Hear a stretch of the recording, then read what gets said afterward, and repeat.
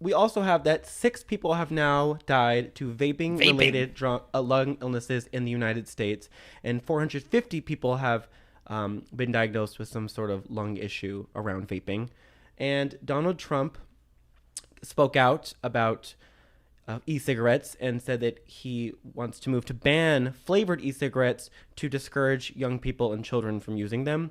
In New York, the governor, Andrew I don't know how to pronounce his name. Cuomo. Andrew Cuomo. Something like that. is actually also moving to ban flavored e-cigarettes in New York. Interesting.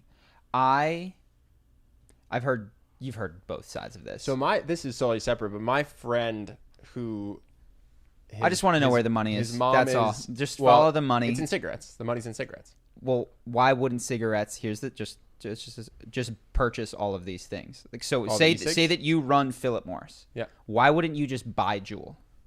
And so I don't know that it's that simple. Because if I ran Philip Morris, I would own Juul now, and I would definitely be lobbying to keep flavored things in the hands of 7-year-olds. Like if presuming that's my so again, I was saying my schema. My buddy's family has a lot of doctors in it or whatever, and he told me even separate before all this shenanigans came out, he said that his family member who's a doctor told him, if you ever think about vaping, just smoke a pack of cigarettes instead. Really? So I don't know and I've heard this years ago actually, that we just don't know what this does, and so people are saying, oh, this is good, this is whatever, and it puts liquid in your lungs where liquid's not supposed to be, and it puts oils in your lungs, and then you get popcorn lung. Yeah.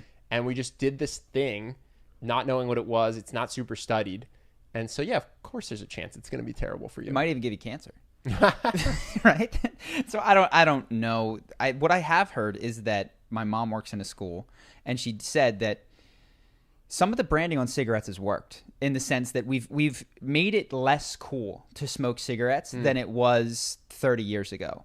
Vaping, on the other hand, is cool. Is it? It's cooler so amongst kids. kids. It's so lame. It's for little kids who have a very different understanding of the world. Yeah. And I don't know. I really... Actually, you know what's funny? A lot of my friends do vape, now that I think about it. Yeah. So cigarettes are less cool and a little bit more socially ostracized. Well, cigarettes are also, you know, and this is an interesting thing. I wonder if this is related to and they don't smell good. Somebody Dude, that's what I was just going to say. I wonder if this is the rise to success. Secondhand, get away from me. When someone is smoking cigarettes at a club or at an outdoor bar, you're just like, I don't want this. When someone's smoking a vape, you're kind of like, I don't mind. I shouldn't inhale this because that means it's getting in my an body. Air freshener. But it smells nice. Yeah. So what do I think? Probably don't smoke either of them as a person, and as a government. Smoke toad venom instead. Yeah, toad venom is real good for you. There's no way that's bad for you. There's no way 5-MeO-DMT could possibly be bad. I have no policy. The thing I think is most fascinating is what is and is not allowed to be legal. So we're going to Why is this? I'm shocked this is an issue. So we're going to make vapes illegal because they're bad for you. Yeah.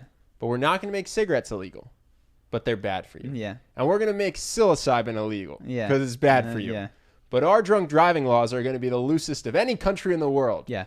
But drunk driving is bad for you. Well, imagine a world where you look at what you could, and of course, then you could fight over the statistics, but generally speaking, a pie chart of premature deaths in the United States of America. And you looked at how many and you looked at the biggest piece of the pie chart, and you said, what can we do here? Yeah. And then after you did that, you said here, and we all just agreed whatever comes back is the most important thing for us to legislate, work on, and maybe we can't agree on solutions, but that's where the attention should go. It wouldn't be vapes. I don't think it would be vapes. No, it definitely wouldn't. I don't think it would be vapes. And I looked at it, a lot of it, if you look, it's heart disease, diabetes, yada, yada, yada. It's like sugar, trans fat. Soda, funny, they're actually working on making certain things illegal in food. But they get like a 10-year runway. They ban certain fats for just being too terrible for your heart because they look at the pie chart. They go, these are killing everyone. And then it takes like 10 years before food companies are forced to remove them because it's in our process. You can't do that to us. We're corporations. Yeah. So it's so fascinating. It would be nice if we could, and I think this would never happen, but as a thought experiment, it's nice to think about for a number of different issues that people don't agree on, to agree on a process that says, in terms of, forget what we're going to do with guns. we're going to look at the pie chart. Yeah. Right? We're going to start at the top, and we're going to work our way down. I'm not going to even tell you what the labels are. Yeah. I'm just going to make a pie You're not chart, allowed. No, you're explicitly not allowed to know. It's called number of things that kill people and the number of things that kill people that aren't you. Because I actually personally would rather, if people want to do, let's say there's a drug that absolutely kills you in 10 years, but it doesn't hurt anyone else. Yeah. And you're allowed to die 10 years from now. And again, we could agree on that process. I could say, no, let's do things that kill people. You go, no. People should be allowed to kill themselves. Let's look at the pie chart of people that kill other people. Things that kill other people. Sure. And we agree on the pie chart, and then we go, cool, that's the pie chart we're going to do. They'd make it, hopefully with good data. They wouldn't label anything. Then that would be where the fight was. You'd fight hard. Would be in the statistics. Cigarettes didn't kill that person. Lung cancer did. Yeah. Okay. Devil in the details for sure. But it's an interesting idea, and one that I have not seen vaping on. I looked at the top 10 causes of death, and like I said, there's a lot of food related. It's just amazing. It's amazing that there's very little policing of how much sugar or chemicals we can eat. And I'm not saying to make alcohol illegal, but certainly in terms of hurting other people, it's higher on the list than like MDMA. So this is, I guess, the bigger thing. Why is this an issue? I think oftentimes why are we being fed? Why do we care about vaping? Yeah. At all? And I'm not saying that it might be awful. Vaping might be, I have no idea. It might be a negative 10 out of 10 in terms of badness, but in terms of scale, I don't think it's anywhere near that. And what's the why thing are we that being fed by the news to focus on vaping? The thing that I try to do with the news is to not accept the argument in the form that it's given and step back and go, why this argument? Why are we hearing about this now, and what are we not hearing about? And again, the answer is always consumerism. The answer is always buy, right? But yeah, I'm not convinced that this is where we should be spending collective attention. I'm almost positive it's not. Don't vape and don't smoke if you can help it. Don't drink and drive. Don't drink and drive. Try to avoid sugars. Yeah. And the one thing that I can imagine is tricky, and this is one of the reasons that I don't want to have kids, is, man, having kids can be really dumb. Right? Yeah. I remember what it was like to think, not even think, because people are like, you think you're invincible. It's like, no, that's not a thought I have.